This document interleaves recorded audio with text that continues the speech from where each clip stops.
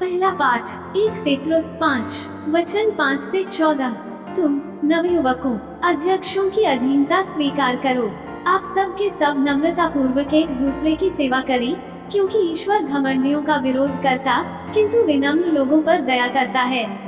आप शक्तिशाली ईश्वर के सामने विनम्र बने रहें, जिससे वह आपको उपयुक्त समय में ऊपर उठाए। आप अपनी सारी चिंताएं उस पर छोड़ दें, क्योंकि वह आपकी सुधि लेता है। आप संयम रखें और जागते रहें। आपका शत्रु शैतान दहाड़ते हुए सिंह की तरह विचरता है और ढूंढता रहता है कि किसे फाड़ खाए। आप विश्वास में दृढ़ होकर उसका सामना करें। आप जानते हैं कि संसार भर में आपके भाई भी इस प्रकार के दुख भोग रहे हैं। ईश्वर ने, जो संपूर्ण अनुग्रह का स्रोत है, आप लोगों को मसीह द्वारा अपनी शाश्वत महिमा का भागी बनने के लिए बुलाया। वह आपके थोड़े ही समय तक दुख भोगने के बाद आपको परिपूर्ण, सुस्थिर, समर्थ तथा सुदृढ़ बनाएगा। उसका सामर्थ्य अनंत काल तक बना रहता है। आमीन। मैंने आप लोगों को ढाढ़स बंधाने के लिए ये संक्षिप्त पत्र सिलवानुस से लिखवाया है, जिनको मैं अपना विश्वसनीय भाई मानता हूँ। मैं आपको यह विश्वास दिलाता हूँ कि इसमें जो लिखा हुआ है वो ईश्वर का सच्चा अनुग्रह है। उस अनुग्रह में सुदृढ़ बने रहें। बाबुल की कलीसिया के सदस्य, जो आपकी तरह ही ईश्वर के कृपा पात्र हैं, और मेरा पुत्र मार्कुस आप लोगों को नमस्कार कहते हैं। प्रेम के चुंबन से एक दूसरे का अभिवादन करें। मसीह के सच्चे भक्तों आप सबों को शांति। सुसमाचार मार्कुस 16 वचन 15 से 20। इसके बाद ईसा ने उनसे कहा, संसार के कोने कोने में जाकर सारी सृष्टि को सुसमाचार सुनाओ। जो विश्वास करेगा और बपतिस्मा ग्रहण करेगा, उसे मुक्ति मिलेगी। जो विश्वास नहीं करेगा, वह दोषी ठहराया जाएगा। विश्वास करने वाले ये चमत्कार दिखाया करेंगे। वे मेरा नाम लेकर अपदूतों को निकालेंगे, नवीन भाषाएं बोलेंगे और सांपों को उठा लेंगे।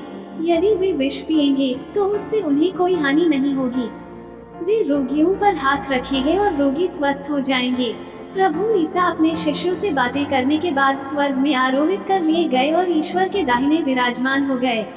शिष्यों ने जाकर सर्वत्र सुसमाचार का प्रचार किया। प्रभु उनकी सहायता करते रहे और साथ साथ घटित होने वाले चमत्कारों द्वारा उनकी शिक्षा को प्रमाणित करते रहे। मनन चिंतन। आज हम सुसमाचार लेखक संत मार्कुस का पर्व मनाते हैं। मार्कुस यीशु के सार्वजनिक प्रेरिताई कार्य, मृत्यु और पुनरुत्थान का विवरण लिखने वाले पहले व्यक्ति थे। उन्होंने अपने सुसमाचार में शिष्यों की विफलता पर प्रकाश डाले। उन्हें यीशु की शिक्षा को समझने में असफल होने के रूप में चित्रित किया गया है, खासकर जब वो खुद को मानव पुत्र कहते हैं, जिन्हें अस्वीकार किया जाना, पीड़ा सहना और क्रूस पर मरना होगा।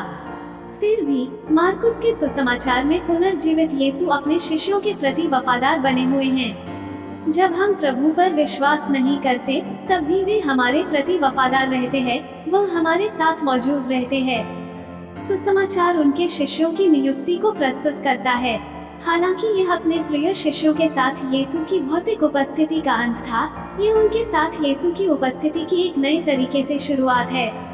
पुनर्जीवित प्रभु के आह्वान के जवाब में शिष्य हर जगह प्रचार कर रहे थे और प्रभु उनके साथ काम कर रहे थे।